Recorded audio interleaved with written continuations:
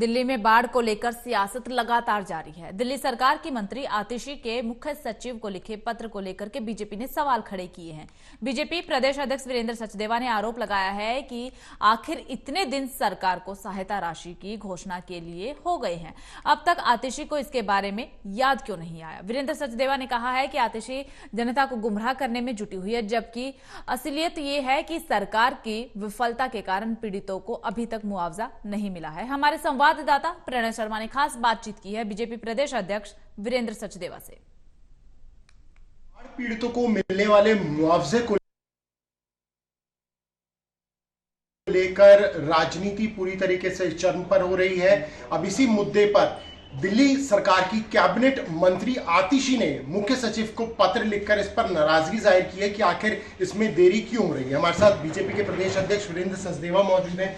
वीरेंद्र जी, कल ही आपने मुद्दा भी उठाया था और आरोप लगाया था कि सरकार इसमें देरी कर रही है, लेकिन जो पत्र लिखा गया है कैबिनेट मंत्री के द्वारा, वो अधिकारियों से सवाल कर रही है कि सरकार ने तो घोषणा कर दी, तो उनकी तरफ से देरी क्यों हो रही है। देखिए, वो पत्र लिख के अपनी विफलता को छुपाने का प्रयास कर रही हैं।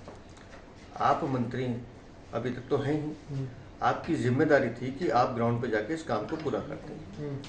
पिछले 20 दिन से वो लोग सड़कों पर हैं, उनको रिलीफ के नाम पे कुछ नहीं मिलता है।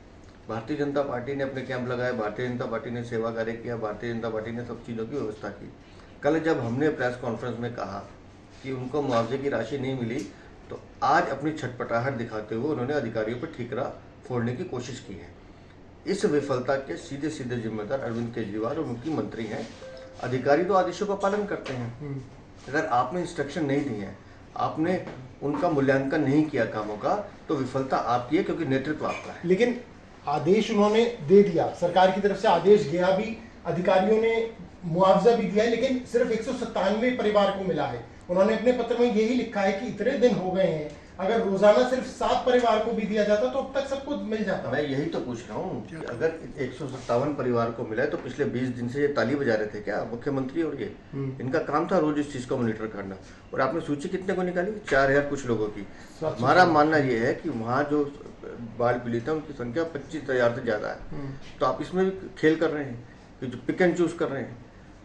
हर वो व्यक्ति जो प्रभावित होकर सड़क पर आया हुआ, उसको मुआवजा मिलना चाहिए। और दूसरी बात हमने कहा कि आपकी कैबिनेट का निर्णय है 25,000 रुपए कम से कम, आप क्यों 10,000 रुपए दे? क्या इस मांग पर बीजेपी अभी भी अड़ी हुई है कि मुआवजे की राशि को बढ़ाया जाना चाहिए और इसमें साथ साथ किसान को और व्यापारियों को भी मिलाना चाहिए? हमारा मानना यह है कि ये मुआवजे की राशि ऊंट के मुंह में जीरे की तरह है। आप कम से कम अपने कैबिनेट का निर्णय, तो हमने तो 1 लाख रुपए की मांग किया, लेकिन अपने कैबिनेट के निर्णय का तो सम्मान करो। आपने उसमें पशुओं के लिए कुछ नहीं बोला।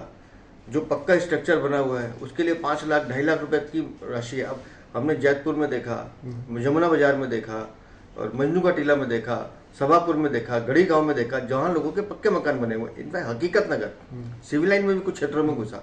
उन लोगों का क्या कसूर है भाई? उनको मुआवजा तो दो।